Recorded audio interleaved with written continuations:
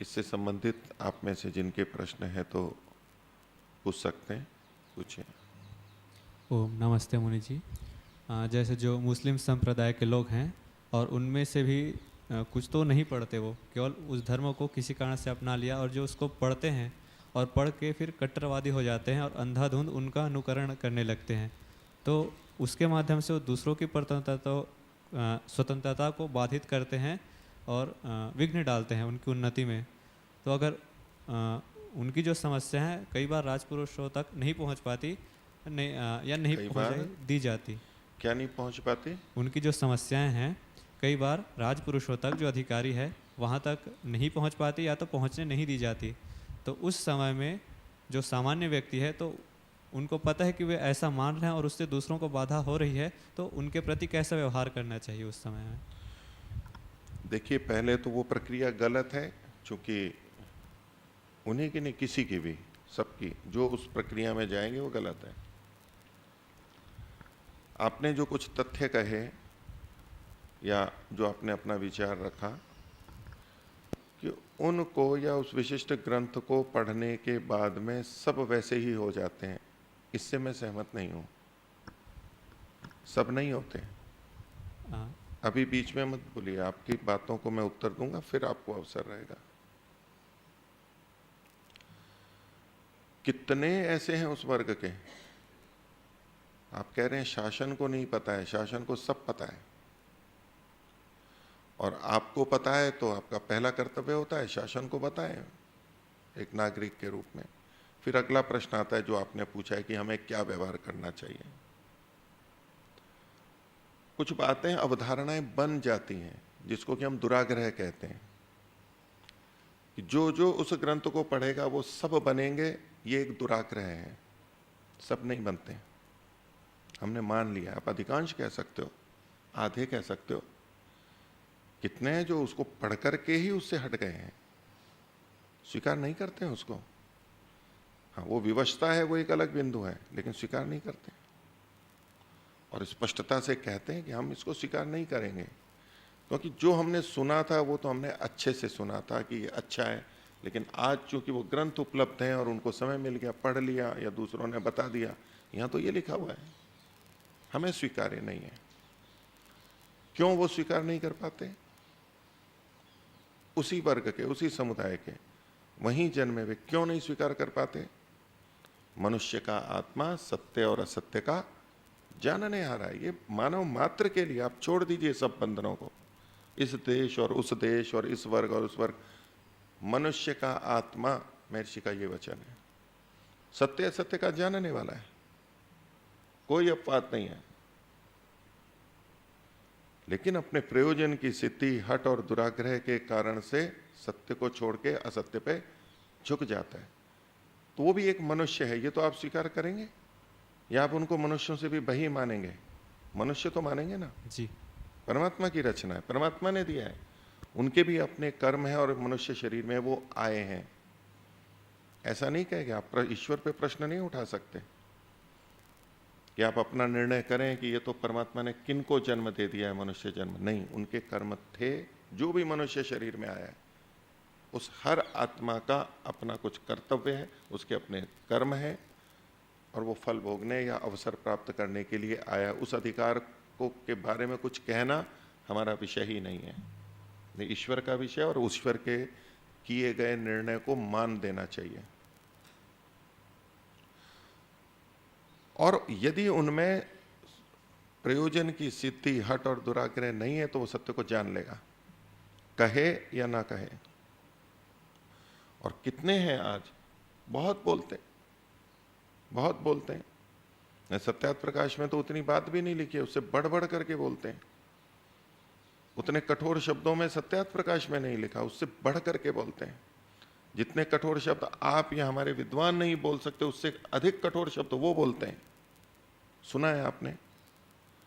कहां जा रहा है संसार नहीं पता है ना हमें। बहुत बड़ा समुदाय है, दिख नहीं रहा है, दिख भी रहा है। कुछ पहले मुंह ढक करके आते थे, आज खुले मुख भी आते हैं, निडरता आ रही है, लोगों तक पहुंच रही है बात। हमें नहीं पता इसलिए हमने ऐसी अवधारणा बना ली है जो आप बोल रहे हैं। ऐसा नहीं है। मनुष्य का आत्मा तो सत्य और असत्य का जानने वाला है। आप ये अगर अवधारणा बना लें कि ये इस देश में या ये इस परिवार में या इस गांव में या इस जाति शब्द का प्रयोग कर लें, इस भाषा वाला है, ये तो ऐसे ही है और ये सत्य को नहीं जान सकते, ये हमारी धारणा ही गलत है। इसी को तो तोड़ रहे हैं महर्षि दयानंद। मनुष्य का आत्मा यानी हर मनुष्य का आत्मा सब जान सकते हैं। हम सोच लेते हैं ये तो जान नहीं सकता, नहीं जान सकता है। कोई बाल्यकाल से जान लेता है, कोई युवा अवस्था में जान लेता है, कोई वृद्धावस्था में जानेगा, कोई इस जन्म नहीं तो अगले जन्म में जानेगा, लेकिन जान तो सकता है वो। अब बात है कि अगर किसी की कोई मान्यता बन गई किसी ग्रंथ के पढ़ने से, किसी के बताने से, तो उसमें जो गलत है वो तो गलत है ही। अब उसमें हमें क्या व्यवहार करना चाहिए, ये जो आपका प्रश्न है।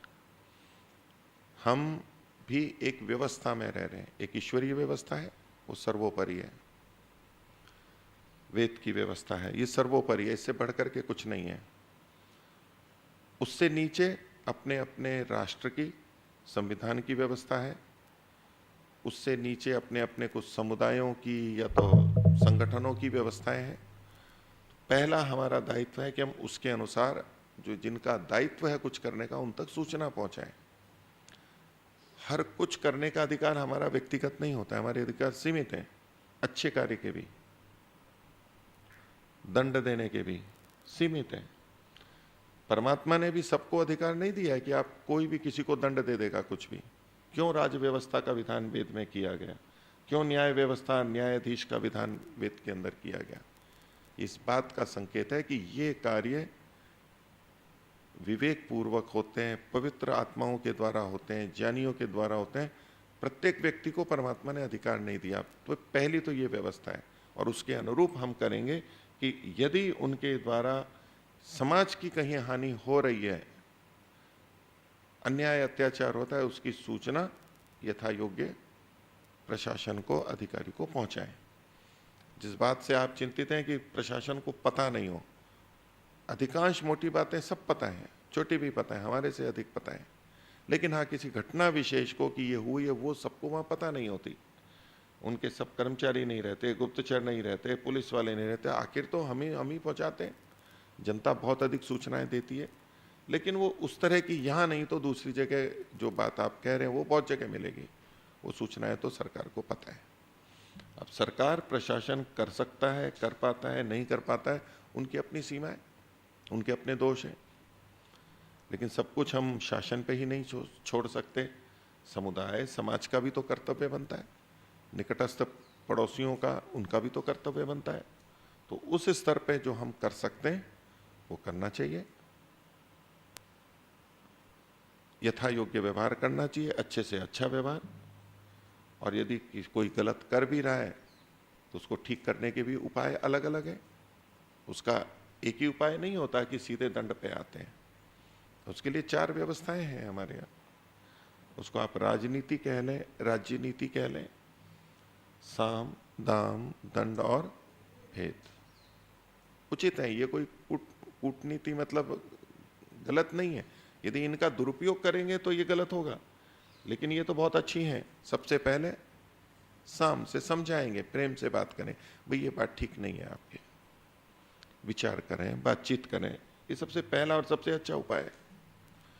दूसरा है कि उनको कुछ दूसरी चीज दे करके, भाई ऐसा मत करो, चलो आप कैसे तो ये लो, अब इसको काम को छोड़ दो, इस गलत काम को छोड़ दो।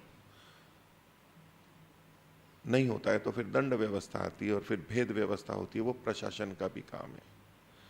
तो ये प्रसंग होते हैं। अभी हमारा बिंदु ये है कि हम दुराग्रह ना रखें। अभी बिंदु केवल ये है, हम दुराग्रह ना रखें। ये तो आप आगे की सोच रहे हो कि उनसे हम कैसा व्यवहार करें। भी पहले इस आग्रह और दुराग्रह और सत्याग्रह को तो समझ लें, व्यवहार तो अपने आप आ जाएगा।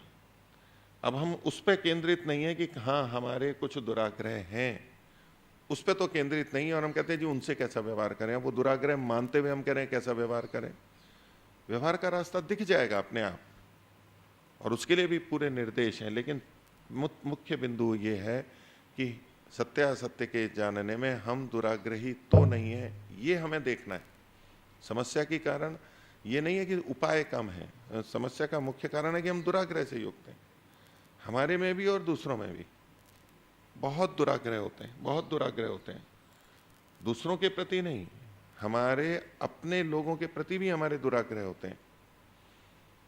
हमारे अपने परिवार के सदस्यों के प्रति भी दुराग्रह होते हैं, छोटे बड़े, अपने बच्चों के प्रति, माता पिता के प्रति, पति पत्नी के प्रति, किसी के लिए भी, गुरुओं के प्रति, शिष्यों के प्रति दुराग्रह बनते हैं। ये कोई किसी समुदाय विशेष या देश विशेष या भाषा वालों के लिए ही दुराग्रह उत्पन्न होता है, ऐसा नहीं है।